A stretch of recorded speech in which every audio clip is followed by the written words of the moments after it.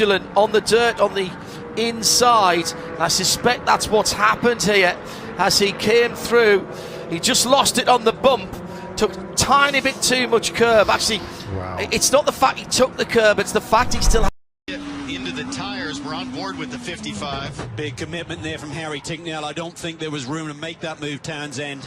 Just suspension damage. You can do the setup. Let's take another look here.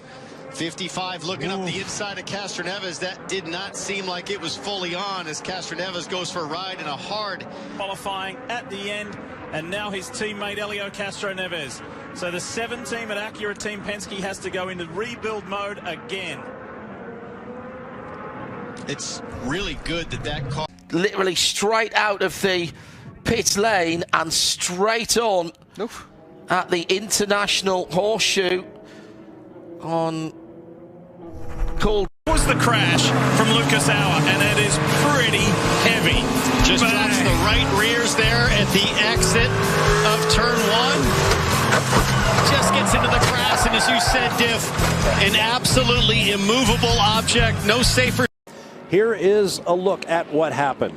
First, Malucelli reported a loss of drive in his Risi Competizione Ferrari. He stopped by the side of the road, and then along came Mimo Gidley, who was unsighted, and whammo.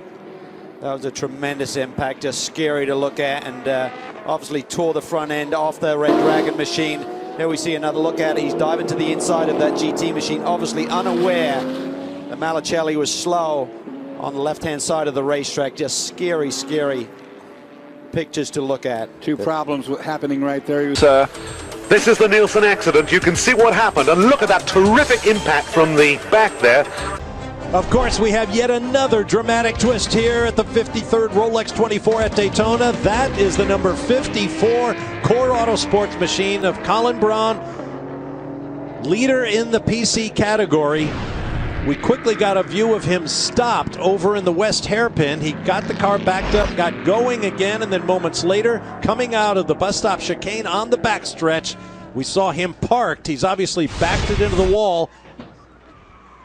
There he is coming off the wall, and a fire starts back in the engine bay.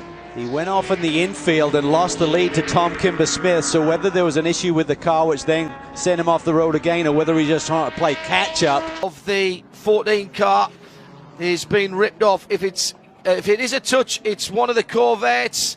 It's not a touch. It was just too much right foot from the very experienced Scott Pruitt. He had gone a little bit wide coming out of turn 1, and it just looked to me as he was coming round. I just saw the Corvette behind him briefly, and I thought there might have been a tap.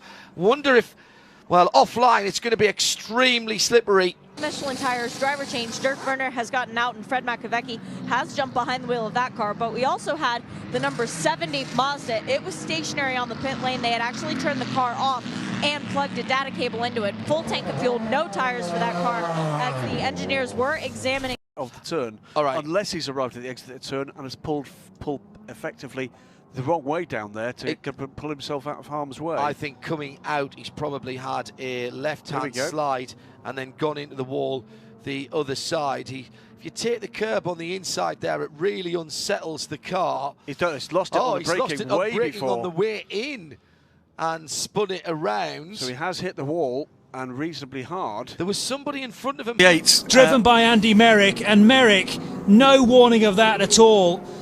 Well, he should have been warned. And the front of the car is absolutely destroyed of the Zero car. Andy Merrick desperately trying to get that car restarted, but there's a lot of crucial components in the front of that Delta Wing. He's going to be very, very lucky to get that car back. And now we back. go full course yellow. And it has been, I mean, this has been a dream start for the Delta Wing. Emergency crews very quickly with that car, and Merrick stamped on the brakes, and the PC car goes right up into the air, 3 wheels off the ground there, and the driver of the PC car probably wouldn't have no idea that was coming, apart from a spotter saying, hang on, for goodness sake. Yeah, it's very, I mean, there's so much. Things are on the up and up. Chris Neville, what's happening? Well, the team really looked like a solid contender earlier in the weekend, but they've had their share of problems. Yesterday in the daylight hours, they had 2 right rears blowing out. Another one of these Porsches with problems on the Dunlop. Back upstairs to you guys. That's the 68. Excuse me, Chris. Yes, sorry about that. That is a massive crash. That is the second Racers Group Porsche. There's been 3 here this weekend. We know that the 67 is out, and that is the 68. That is a massive crash. Whoa, Jim McCallion. Is that who's in the car? We are pretty sure that Jim McCallion is in the car. All right, boss. And how he got upside down, we'll have to take a look at this. Oh, gosh. Oh, through one. Thank you. Went through one. Went through turn 1. Okay, okay. Wow. And he came straight. Again, this is the Racers Group Porsche. Jim McCallion is the driver. This is the sister car to the race leader. 24 on board with Byron DeFore through the tri-oval. He's cut down a tire and then he loses that tire right in the tri-oval. Gets sideways, upside down. Remember, this is about 190 miles an hour when this starts to happen. Wild shots here that we're looking at. And this is easy for me to say, but it's kind of a nice soft landing, and then the car just slides along on its roof. I'm sure it didn't look or feel quite that soft for Byron DeFore. It was great. It's just because there's so much dirt in the car. They can actually tell by what it's doing on the telemetry back in pit lane. We are back on the green at Daytona International Speedway after our 3rd caution period. Let's get back to it, down into turn 1, and you can see that the lights are in full effect now. Clean restart, and you notice on a restart, nobody has to wait for anything. The flag drops. Whoa! That was one of the. That's one of the SRP2 cars, and there's your leader. 7 car, the Racers Group car, just. There's your leader right there. He drove around. He made it. Wow. Boy, that was a tough break, and I don't think anybody. I think he's okay. You can see him moving right there.